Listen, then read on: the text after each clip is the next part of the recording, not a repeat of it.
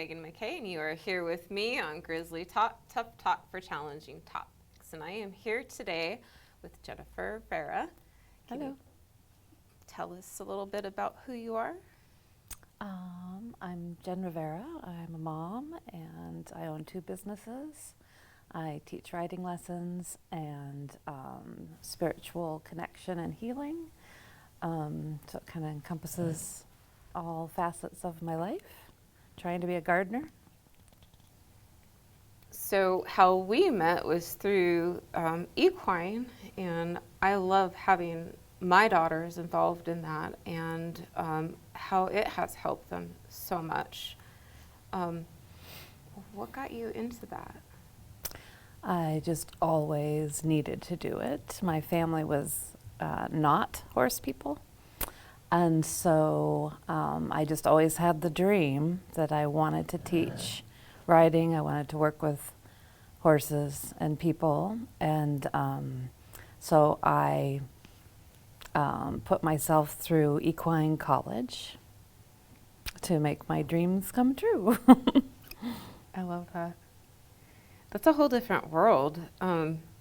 What is equine college? And I have a friend who's actually, did you say an equestrian? Mm-hmm. Who did that in Colorado. There is some like college out in Colorado she had gone to. Mm-hmm. Yep, Community College, Powell, Wyoming. So they had a 2-year degree. And so they cover nutrition, breeding, Western English riding. Wow. Yeah, you have labs, you do farrier, you do a little bit of everything. And then there are 4-year colleges as well in different places. There aren't very many, but they're out there. Nice. But when it comes to therapy, and I'm always talking about polyvagal theory and the importance of regulation with the nervous system and how that comes into play with equine therapy, that is why I began to seek that out in equine lessons in terms of what you do in teaching individuals how to work with and understand animals and take care of them, and why that's so important. There's this hidden world underneath and how it benefits people, which is why I wanted to have you on the show for today, because it is such an important component for helping individuals in mental health in the first place. So I wanted to ask you what your experience is with that, what you've noticed about it. Yeah, so the next stage of my journey was I got a job at a therapeutic riding center. And it was a big center, and we had about 55 riders a week. And so coming out of college, I did therapeutic riding instruction for 8 years. Wow. And so I learned a lot through that. So they have a certification program. I had to learn how to train horses specifically for that, and learn about the all the contradictions, things you can and can't do with people of different abilities. We did children through adults, and so I've brought all that forward with me now to my ABC horseplay business, where that's all a part of what I do every time. So it's always there. I'm always adjusting it for the rider, the horse. It's always part of the integration to make sure that everyone gets the most out of it. And it's such a talent to have, because it just becomes a part of you and who you are and what you do, and you have a natural ability for doing and reading people in that sense, which is why we've been going there for years. And it has helped on so many levels with my girls just growing up, going through the normal kids stuff. Mm-hmm. They're forced to regulate their nervous system to do, and you notice when they're not, they're struggling with something and it helps them to normalize. And I've seen that with other individuals that you work with, you know, that I've observed while waiting for our time to come about. And so I thought it was a lot like being a therapist, in the sense that you have to be able to read people and see what it is that they need, and then apply that, kind of like pull that tool out of the toolbox. So I think that's... It is, and I think that's why it's so thrilling. I mean, it is, you're engaged 100%. You have to teach your riders how to be engaged 100%. We can't ignore the horse, we can't zone out, so it really helps us all just be 100% in the game for that section of time, and it teaches us all how to multitask, how to focus, how to use our physical body, how to connect emotionally with the horse. You know, the connection and the communication. I have to teach that, in order for you to be successful. And so everyone kind of learns to do it with me, right? Like, we have to address what's happening. How can we communicate better? Sometimes we have to change lesson plans because it's, you know, just depends on the day. I keep smiling because I keep thinking of my kids, and I'm like, the zone out. The change lessons depends on the day. It's so applicable, but it's so true. Mm-hmm. Yeah, and we don't have hardcore, like, I always have goals for every rider, but they're never hardcore, you know, set in stone, because it never can be. Yeah. You know, the horses are different emotionally every day, people are different emotionally every day. It's literally just rolling with it and going with the flow, and kind of having a general idea of the succession of kind of advancing in our skills. And I think as a teacher, that's been my biggest lesson, to let go of expectations. Mm-hmm. And we're all just where we're at right now today. Mm-hmm. And yeah, so it's been doing it in different aspects for so many years with all different ages. I think that's my biggest personal growth. And that is so similar too, because as a therapist, you have to learn how to let that go and roll with it. Because I came out of school reading the charts and knowing the diagnoses and looking at the background and studying and then they would come in and it would be nothing like that. And they'd always be at different places, and there's just no way to prepare for that. I'm going to talk about this, we're going to cover this, and we're going to do, yeah, no, it was delusional. So that's absolutely spot on.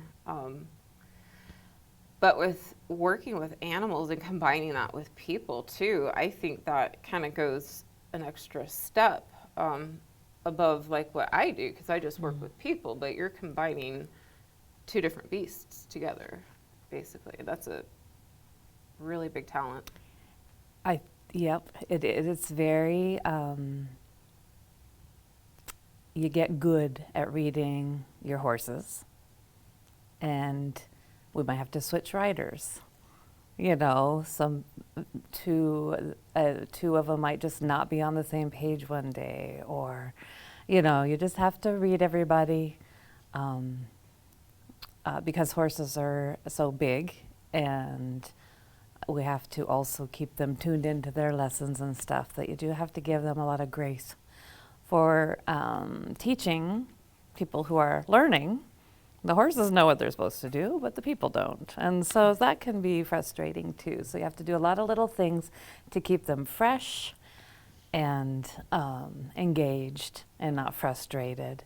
And I teach all my riders that too. You have to pay attention to how your horse is dealing with how we're communicating, you know. And so I always articulate as much as I can, even with the youngest ones, what we're doing with the horse. You know, we can't forget what their contribution is, and they might have an off day too. And then we have to just learn to give everybody grace. Yeah. And I think that helps the kids too. It's like, well, this might just be an off day. We won't work too hard today, but we still get to enjoy our time with the horse. Yeah. And it puts you outside of yourself too, and it, like with children especially, gets them to care for and build responsibility and taking care of others, and kind of getting outside the box when it comes to themselves, which I think we're really losing with these. I think there's just a lot of disconnect with these generations and how we are, especially post-COVID now, and it's so important to get that back and to start rebuilding that. Yeah, yeah, and the situational awareness that has to happen around horses especially is really good training for that. Like paying attention to the whole environment and everybody's part in it, Yeah. so that we can all be aware of each other and stay safe. And so I see that helping a ton. You know, while we're doing our stuff, we still have to be aware of everybody else. And it's so, because I don't know how many times I'm like, girls, don't walk behind the horse, you know, and like, hey, and always cueing them for that. But that too, when you go out in public, have to be aware of your surroundings in that sense too. So it takes skills that are learned acutely that you can apply for any and so many different situations, just like that awareness. Yeah, and skills take repetition. So that's it's a lot of repetition, and I try to mix it up and keep it fun and add new things while we don't lose what we've learned. You know, so there's always that kind of ABC, but we might have to review A today. And just that reminders, and then they do. They learn, and I know that it helps in all areas of life. It helps me too. You know, it's like, Oh, absolutely. yeah, it's like, oh yeah, I got to remember that myself. Oh, there's so many things that are so similar. Those moments are like, crap, I have to practice what I preach. It's the hardest thing. Right. Yep. Oh yeah. So, or those little lessons and those little life things. But like, I hear so often there's such a big fear of horses, and so, you know, when I mention equine therapy or horseback riding lessons or anything involving big animals, people are, I would never do that. Those are out of control giant beasts that can, you know, kill you, and but they're animals and they're mammals, and they react to our how we speak nonverbally and what we put out towards them and how we treat them. So of course, if you have that approach and that, I don't want to say energy, but it really is energy. It does, and most horses can regulate pretty well, even if you're afraid, if they've been trained, you know, that their jobs and they're confident and all of that. But yes, a horse that was insecure and didn't know would feed off that energy more. And so just like with people, every horse is an individual. So it depends on their training, their background, their breeding. You know, rodeo horses are completely different than, you know, lesson horses. And so, and if somebody's had a bad experience, I work with adults a lot who have had a bad experience to get their confidence back. So they can get on my safe horses and get their confidence back, and then, you know, because we all lose confidence when we're in a scary situation or out of control situation or something like that. Yeah. So I've worked with a lot of adults with that. It was just like, let's just restore some confidence, and then, you know, and it usually doesn't take much. You just have to have some good experiences, you know, in your toolbox to be like, oh, I can trust myself, and I can think through things, and I can regulate myself, and, you know, things like that. So It's like working through trauma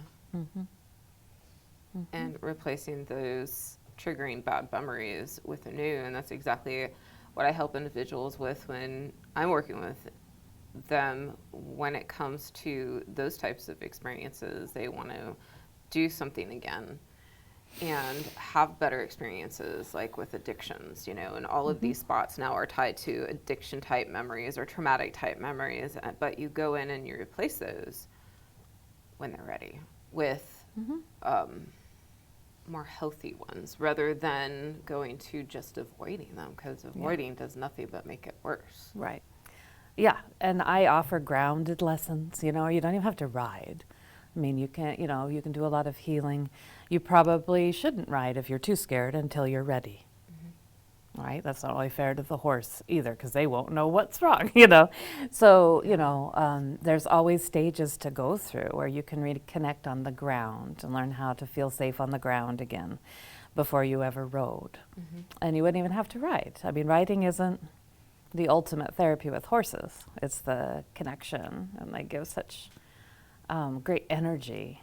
So there's all sorts of things you can do. I just had a thought. I was like, for me, it'd be riding away, just gallop off somewhere. Go off into the sunset. 6 months to be good. Throw some saddlebags on there and some camping gear. Like, come back with my horse. But sorry, side note, ADHD thought. But yeah, it is so true, and it's so stepwise too, because you just start and you do it one step at a time rather than looking at, you know, this is, I got to get here now. I've got to travel 3,000 miles in a day, which isn't possible in situations like this.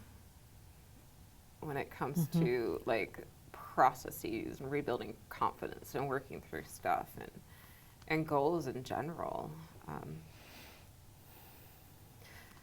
So in taking it back a little bit, can you tell me a little bit more about your work at with individuals at the therapy center?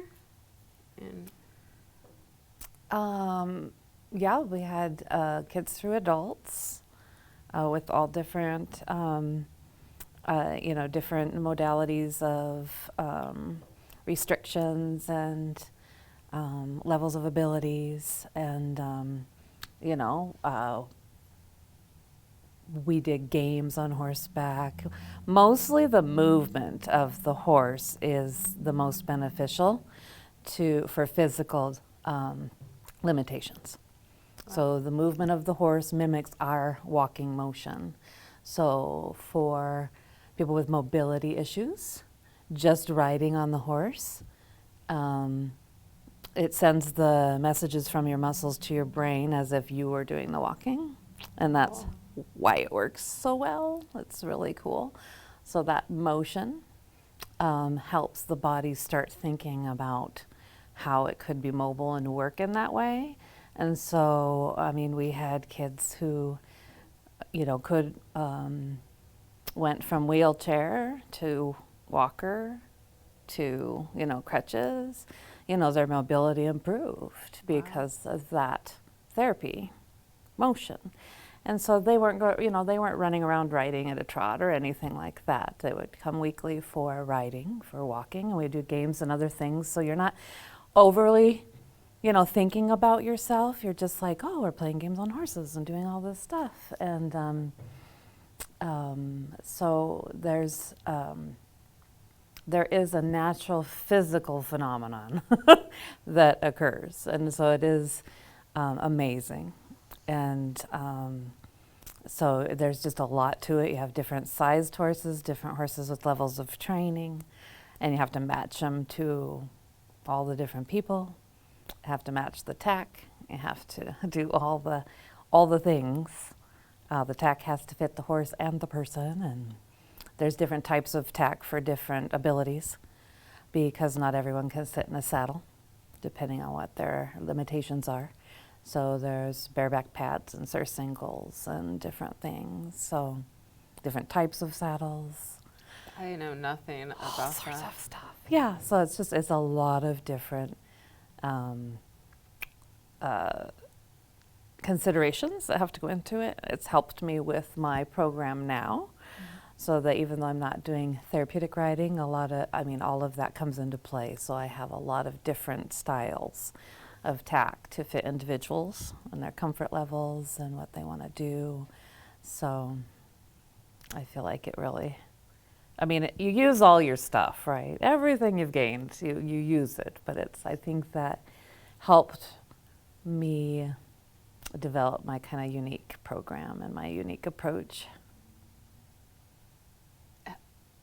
I'm so lost just on the tack part too. Like, how would you know? But I know you've been doing this for decades. And what would be like an example of choosing a tack for like a style? I don't even know if I'm using the right terminology for matching a person.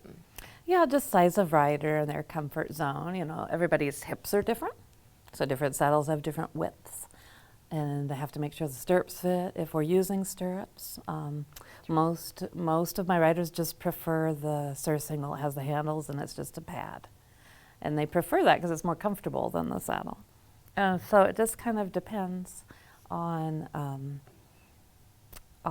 the size of the rider, the age of the rider, you know, what they feel comfortable with. We just kind of play around with different things. We always start with the bareback pad and handles because that gives you a better connection with the horse. So that is the most therapeutic connection with the horse as far as starting out and learning how to allow the horse's movement through your body so we're not stiff. So that's the best way to get the best connection and the best seat. So we start everybody that way, and then they can play around with the different tack and figure out what they like. Nice. Mm-hmm. But that is and it goes back to like unconscious, autonomic form of self-regulation. When you have that connection, as we keep speaking about, and I don't want to say feel what they feel, but it's kind of like feeling what the horses feel in a sense, isn't it? Yeah, does the horse respond? Like, first of all, how are you going to ask the horse to do something? Are you asking correctly? Mm-hmm. Right? So we have to figure out what our body's actually doing. And then if we are doing it correctly, is the horse just not listening? Do they need to get, or did we give too many confusing cues? So yes, we have to work through what makes sense to the horse. Yeah. Is the horse not listening, or are you being confusing? So it's good. It's really good because then we have to really, left foot, what's the right foot doing? What's the left foot doing? What are you actually telling your horse? Mm-hmm. And it's a full body experience. And so it's hard, but it really brings you into your body. That's Really tells you, it really informs you about how you're going about in the world and are you actually communicating what you think. and that's like always been one of the things that I have struggled with personally, and what I think so many people struggle with personally. It's like that's probably why it's one of the reasons I notice it in others. It's one of those you spot it, you got it things, and it is so true because we are always just running and automatically taking care of life, responsibilities and habits, and how much time do we actually spend in the present in our experience.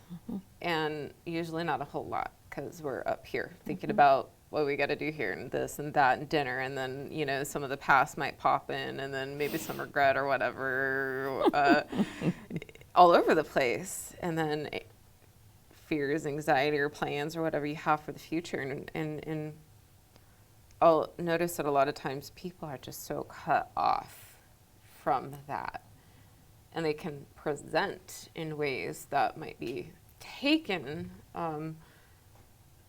or not as in they want to be presenting, but when you're not there, when you're not aware, you can't experience your feelings when you're stuck in your head. And I think it gets you back into that, and that's where I connect people mental health wise in getting them back into that. Like sometimes people are like, oh, these are what feelings are. You actually feel them in your body. And it's like such an epiphany. So it does the same thing. Yep. Yeah, it does. And then there's a bit about kind of personal responsibility too. You know, it's like, okay, so we came in angry today. Can't take that out on the horse. We're going to have to pull it. We got to compartmentalize things a little bit, right? Like we can talk about it and acknowledge it, but that physically can't come out when you're communicating with your horse. Yeah. It can physically come out somewhere else, but not when you're communicating with the horse, because that's not fair to the horse. And so it's a really good way to, we're not shoving it down, we're not ignoring it, but we do have to deal with it at appropriate times in appropriate ways. And so it gives us a little bit of control. Like you can control it, and we will deal with it. But in this respect, we can't deal with it in certain ways in this aspect because there's somebody else to consider, right? And so it helps a lot, I think. I try to talk riders through that. You know, older adults get really stiff and nervous because they feel very vulnerable. And often youngsters are just so into whatever happened right then and there, right? Whether it's a video game or they had a late start that morning, you know, and it's like, okay, so we got to put that aside for now. And let's do our thing with the horses. And then usually by the end, you're all good. And you don't even remember what was bugging you, right? Because that's the magic of the lessons and kind of putting your energy and focus into that, and it's fun and joyful. And then, oh yeah, I feel all good now. And so I keep smiling and looking away because I keep thinking about my girls every time. Why do we have to go, Mom? And then they're just like super happy and like yeah, brains are in different places at the end. that's why I'm never off put by, you know, when kids come in and they're tired or they're, you know, dysregulated or whatever, because I know by the time we're done, they'll feel better. And that's the whole point. Angry because I pulled them away from video games. How dare you? Yeah. And it's, you know, everybody has tough starts to days and stuff. And we'll just say that. It's like me too. So let's just focus and do the best we can right here in this space. And I'm going to take a nap this afternoon. You know, I'll just tell them, me too. I get it. Some mornings it's really tough to get started. I get it. But my plan is I'm going to take a nap after I'm done with all my work. So I'm going to give you 100% of myself. The horses are going to give you 100% of their self, and we'll all enjoy our time. And then we'll make a plan for decompression or downtime or rest later. And so I try to give examples of how we can address it. But we might have to get through this. And we have to have good energy. Coping skills. Yeah, we still have to focus and be here 100%. I'm just thinking they should teach that in school. Like, that's a life skill you have to have. And it is so relevant, too, because, and you're normalizing their experience. You're not saying, oh, you know, you're being emotional or reactive or, you know, you shouldn't feel that way or anything like that, which does nothing but. Right. If you're tired, you're tired. I get it. Yeah. But you also don't focus on the problem. You're like, we have a problem here that we need to solve. How are we going to do this together? Yeah. And make a plan and get through it. Yeah. And also, like, going back to the anger part, not dismissing it, not avoiding it, not discharging it in some kind of unhealthy manner, or just in the discharge part, taking it out on everybody else and expecting that to be a solution for that anger, but to look at it and say, okay, this is here, this is great, but you can't do this to this animal because, for one, you know, it could have adverse reactions because of it, because it doesn't understand. And for two, that's not a way you should be dealing with that. Like, this is your stuff to work through. This is like our feelings, our issues to process, and it teaches people who aren't taught how to do that, which is what my job involves doing, you know, 95% of the time. Well, and even a lot of times with the kids, you know, they come in tired. And it's like, well, did you stay up late playing video games? And they're like, yes. It's like, well, that's on you. And that's something you can take responsibility for, because I showed up this morning for you. Yeah. The horses are here for you. So what are you going to do to help yourself feel better in the morning when you come to lessons? You know, so I do have those conversations with them. It's like, you need to bring your whole self, you know, and so that's something you have control over, you know, or you can ask, you know, you can ask for help with that if it's a problem, right? So, because kids have a hard time getting off, right? But I've had that conversation, and they made the choice to not be so tired when they showed up for lessons. And it was really, really just cool. You know, it's like, I'm not shaming you for it, but don't complain about being tired. And, and maybe there's something you can adjust to help that. Make better choices. Yeah, yeah, and we all have to do that. I tell the kids that too. I have to do that too. I tell them that I have the same rules for myself that I suggest for them. Right? It's like, oh, I don't want to show up tired for you. So I make choices, you know, to try to get a good night's sleep and do all that stuff for you too. And so that way they realize it's not just me telling you something, right? It's like, no, I have to do the same thing. It's true for all of us. That's such an important component, though. Like, and I'm just thinking about how not common that is, that it's not normalized. Like, I do that with my kids all the time because that's what I'm used to. That's how I was trained. And, you know, I'm not the therapist, but I'm their human. I'm their human connection to the world. And I have to model that and show them that I struggle with stuff. I too have to change things. I have to do better. I mess up and make mistakes, and I can address it and, you know, make amends where needed, or make better habits, or be more relational, or learn more things. It's always like a work in progress instead of just the shaking the hand. You should have known better approach. And I think that's such a huge problem still in our society today. I think a lot of us were raised with, this is how you should be, but it wasn't necessarily modeled, right? And so I try to balance that out.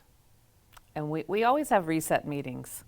We've gotten carried away with this, we need to get healthier with this. And we're just constantly talking and resetting. And life changes, needs change, all of that. So there is no black and white. It's how can we do a little better with this? So we feel better in our bodies. Like, actually so we can feel function better. Right, so we can feel better. Yeah. Not just what you think you want, but does your body actually feel better? And just always coming back to that of, does it actually feel better? So many times, no. I'll have these individuals who have, and I've been one of those, all the stuffs, all the status, all the job, all the, you know, ideal ways we should be, but it doesn't feel better in your body. And there's a reason for that.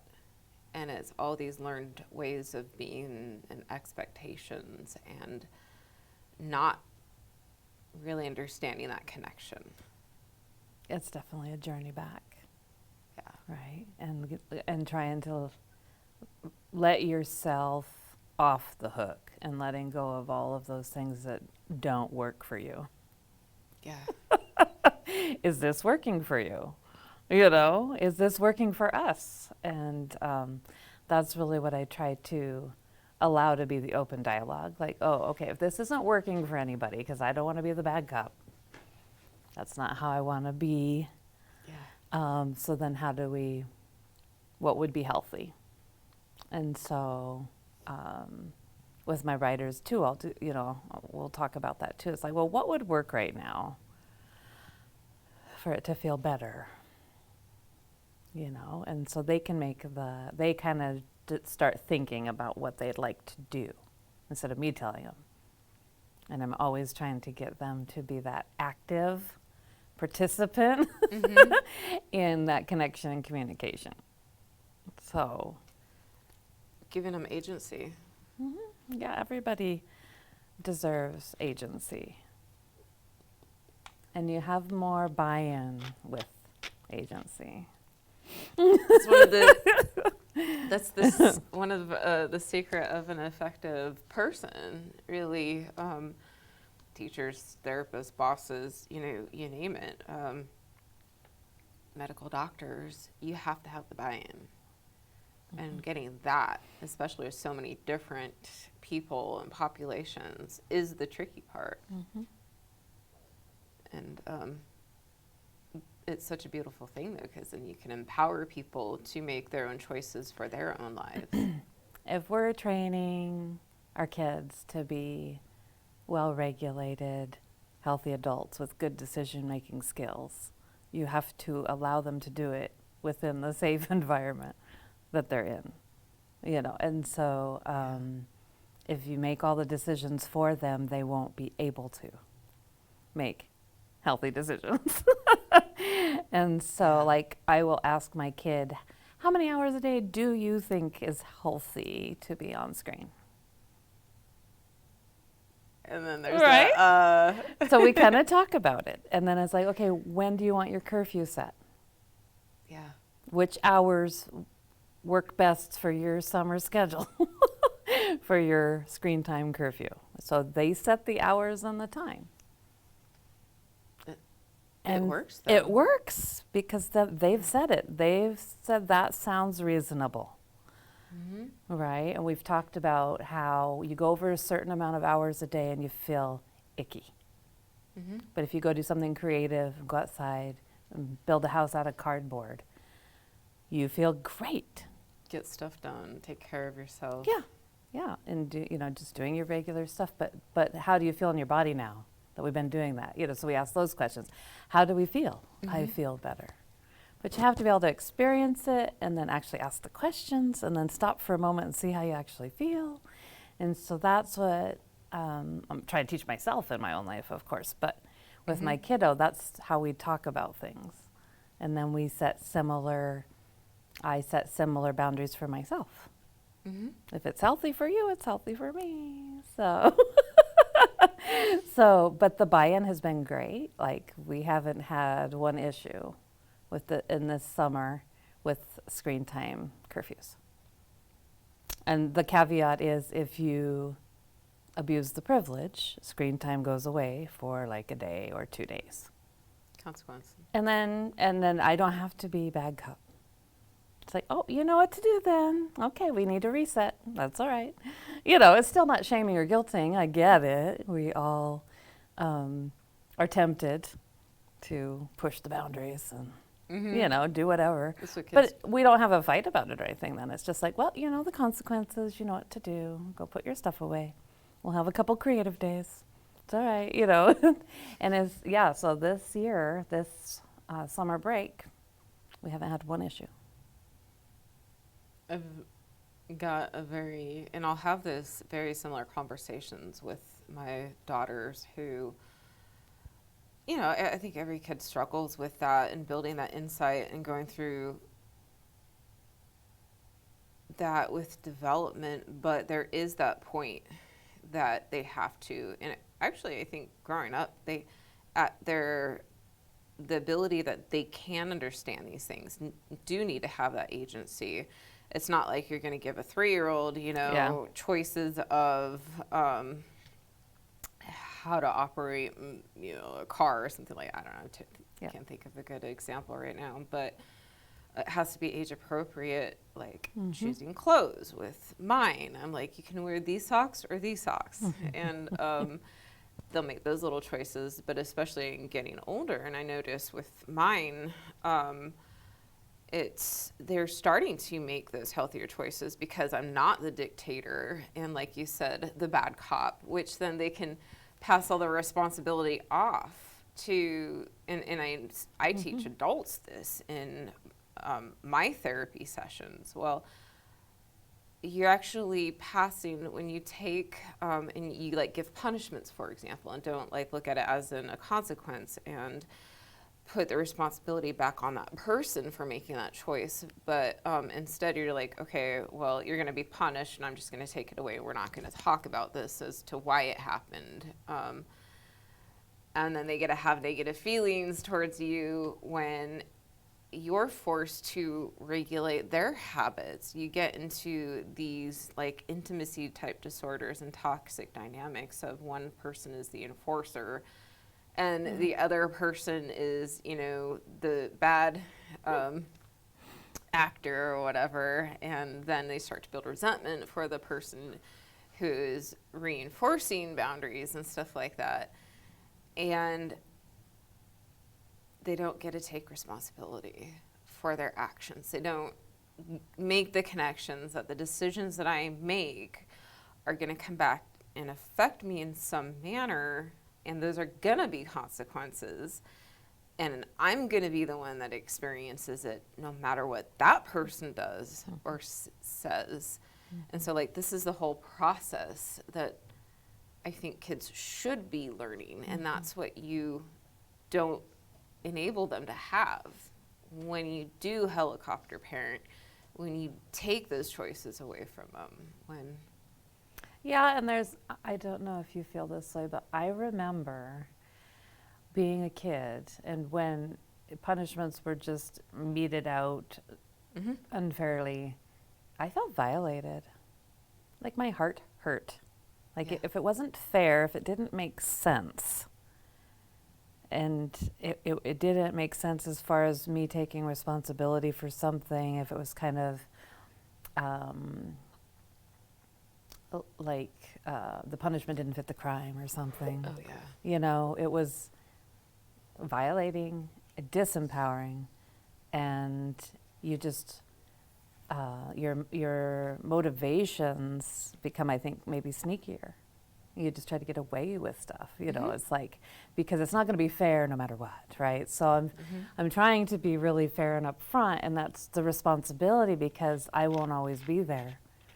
I want you to be able to make these choices for yourself and feel how it feels in your body. So nobody else gets to tell you what to do either, right? I don't want you to be I can't. This dog's making weird noises. That was a great timing, but whatever. But they'll come into my room, and you know, I need to get help, and that's the first conversation I'll have. Is there's no magic pill. You can't wave a wand. You're gonna have to do it. You're gonna have to make different choices. It's gonna be tough, and you're the one who's gonna experience the consequences. So if you lie to me, you're lying to yourself, and that's probably the worst sin of it all. Is that you know. Yeah. And how hard is that, being an adult, then trying to re-parent yourself, relearn how you feel in your body? You know, it's awesome that we can raise our kids with that awareness. I think they'll bypass a lot of the pain and unintended consequences of not being able to trust how you feel in your own body. Not be able to make your own decisions solely on that, not what anybody else says. Right. But that's an important part of the work that I do, and going back to that, and that feeling like the punishment didn't fit the crime, feeling the pain from when that happened, not really fully understanding that, and having just not have that link or having an inappropriate emotion attached to that. And forming these ways of surviving in response to that. Like shame, for example, is the most used in reinforcing feeling and form of punishment for people. You should know better. You know, you're a bad person because you did this. Your character must be, you know, whatever that sounds like in those messages that you're sending, especially to kids, consciously or unconsciously, they're going to take those. Yeah. And they're going to survive and learn to adapt their behaviors to that, like hiding stuff more. And that's what people don't understand. And one thing that I just really have understood only in the last 6 months or so is like the cause and effect of things. There's always a cause and effect. And then there's typically unintended consequences to everything, right? Always. So even if people didn't intend to make me feel that way, right? It's an unintended consequence. It's, you know, it's not, but the reality is that shaped me, right? And so it doesn't make anybody evil. It's like most of us were raised this way, and it's just unintended consequences. And trying to understand those feelings and the cause and effect, and if it's an unintended consequence, maybe we can let it go. If we understand it, there's no villain in the story. It just is what it is. It was what it was. It did affect me that way, but now I understand it. So maybe I can just hopefully help other people understand it, and maybe it helps. Yeah. Like, wow, look how far you've come. Look at what you managed to do in the face of all we had to try to deal with, right? It's like, oh, wow, I've done pretty good. Yeah. And with the awareness and, you know, wisdom of surviving this long, right? And getting through all the experience, it's like, oh, I can't, yeah, I'm fine. I'm going to do fine no matter what. It's like, wow, look at what I did. So, Yeah. right? And so, and that's the thing with working with horses too, is there's such an empowerment factor to that, is when you can communicate to an animal that big and have fun tootling around with them and they have fun with you, it's empowering, right? And so you always tell your riders, look how far you've come. And every individual progresses at their own rate in different ways. They're all working on different stuff. I don't have one lesson plan. I have however many people there are, that's how many lesson plans there are. And so they're not comparing themselves with other people, right? We never compare ourselves with other people. It's only how far we've come. That's exactly what I do in my rooms, and that is also, I think, what is so wrong with our school system these days, in our educational model, which I think it is absolutely necessary. You know, we have to have that education for growth and building, but the way that we were going about it, at least when we grew up, was unhealthy in that aspect. Because we are all different on our own lesson plans. We all have different abilities. Yeah. I don't know why that just popped up. No, and I think that's why everyone knows it's falling apart. It's not meeting the needs of the kids. And so, however creative we can be about that, you know, is how successful it's going to be moving forward. Because it's not working for every individual. Right. And that's going to be, I mean, it's a monumental task, but it's also the cause and effect.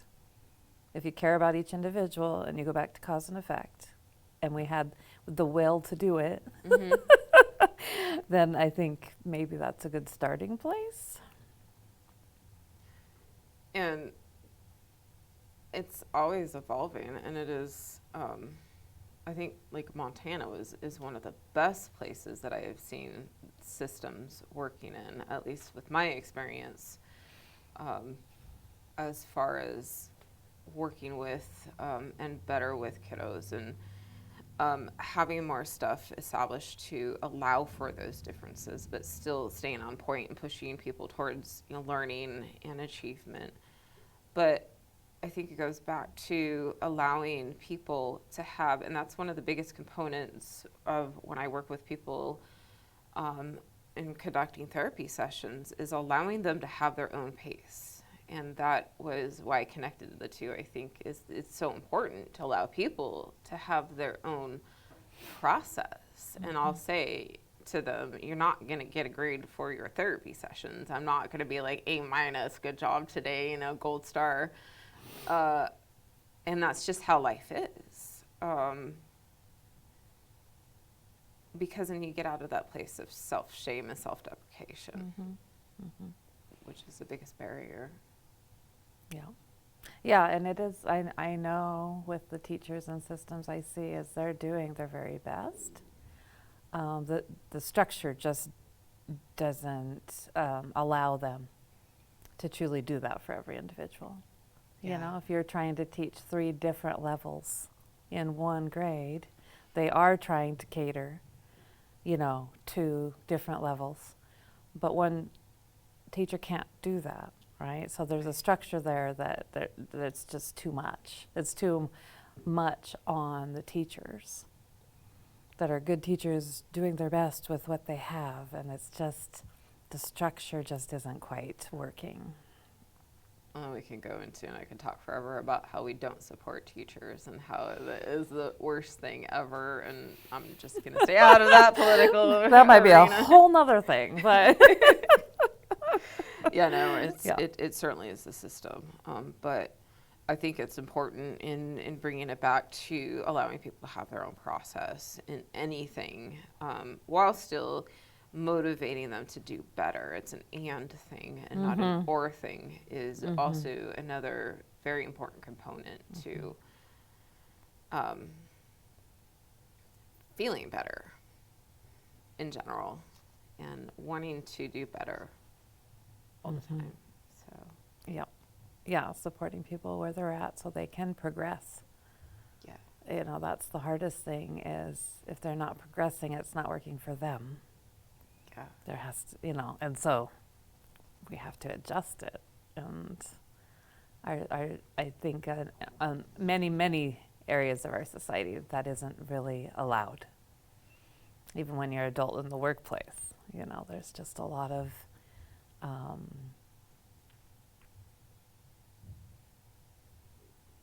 it's hard to articulate it because I'm a very driven, motivated person and I expect people to try. I know exactly where. But where I you come also from. understand everybody's try is different and everyone's coming from a different place and everyone's different than me. We all have a different background. We all have different everything. And so your try might look different, but I do need to see some try. No, I completely understand. So I'm not trying to sound like, you know, just like, do you want to do anything? And they just always say no. I mean, that's not a teaching model. Yeah. But how do we encourage people to want to try and Right. and feel like they're making progress? Through having consequences and natural reinforcements and experiences that don't feel good. Yeah, and kind of back to the agency and responsibility. Yeah. You know, it's like, oh, there's good things that come from challenging ourselves and growing. Yeah. And those feel good in the body, Discipline. no matter who you are. Those feel good. That's always empowering. But it's so important. And I mean, for me, it's just how things should be. And I too am and have to watch my expectations of other people because I am a very motivated person. I should be here, here, here. But then I also remember, you know, and mentally I'll find myself thinking that, but I am also aware that people don't think like me or have the, they learn at different rates too. We always have these unconscious ways of being that if we're not aware of, can impact others. One of the things that helps my students is my lesson horses are completely different personalities. One's a slow twitch horse. It takes him about 3 to 5 seconds to get a cue from his body to his brain. And the other one is 2 seconds ahead of you every time. So the riders get to learn on both of them. You have to rate it for how that horse responds. And people are the same way. So it's a very good life lesson. It's like you cannot talk to this horse the same way you talk to this horse. And so same thing with your bodies and communication. You have to adjust it according to the response you get. Yeah. You know, you have to pay attention to the response you get and then adjust your ask. And I think that's probably the greatest gift my 2 lesson horses give all of us, including myself, is they just process sensory input differently.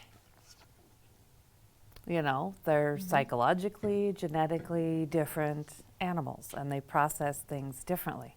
And you have to adjust your ask accordingly to have a good, confident relationship. And so it's taught me a lot too, having those polar opposites. But then the kids start with the one that's slower and go to the quicker one, and they feel like they're progressing because they have developed the horse language. They can rate it, and they can communicate specifically to the individual horse. That's what I'm trying to teach them. It's like they're all different, but it's nice that I have these 2 kind of different ones so that they can go back and forth or graduate from this one to this one and see that difference. And I feel like I hope that helps them with everything moving forward in life, like approaching life and people and animals and things like that, so that they have more confidence and success in communication. I'm just thinking in my brain the entire time while you're talking, relatability. It's teaching how to be relational, which is what I do too, especially when it comes to intimacy disorders. And while it's a word and it sounds so easy, it is one of the hardest things for people to do.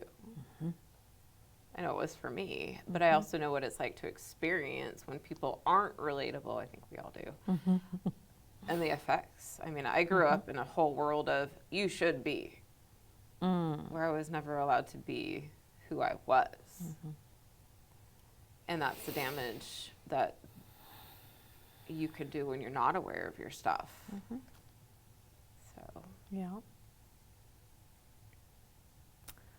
The other thing is for the riders is that the horses give them feedback, right? It's like kind of like immediate feedback. So if you weren't clear with how you ask, or even understanding how to ask, like that's what we're learning, right? The language. yeah. It's like, well, maybe we didn't ask quite right. Let's play around with it and see what makes sense to the horse, and then so they give you the feedback, and so there's also reward in that, right? It's like if I learn to communicate the way this horse needs me to communicate, I get rewarded with, easy responses. Then we become one, which is the dream. Then it's like, oh, we feel like we're so connected, and that's the magic.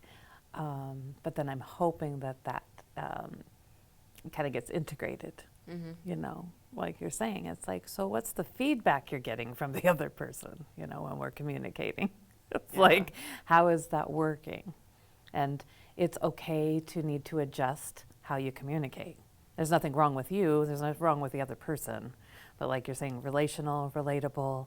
It's like, how about we might have more success if we can adjust ourselves, the way we communicate. Yeah, absolutely. And I know a lot of people are stuck in, this is me, this is how I communicate, and you just need to understand it, right?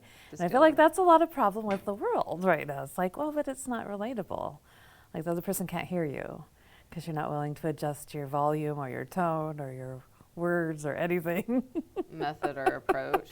Right? So, relatability, relationability, is it making sense to the other party? Yeah. Well,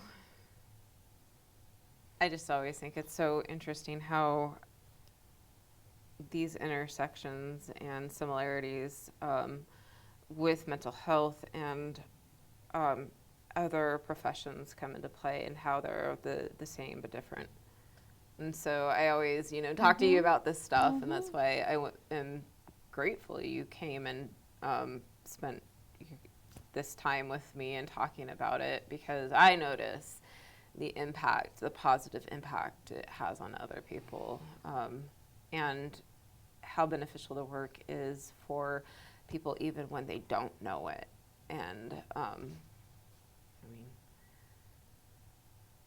even for me, because it not only helps like my kiddos who take lessons from you, but it gets me to think about this stuff and what I have to do differently too to be better and to work with them better who are learning these things. And so it's just such a chain reaction.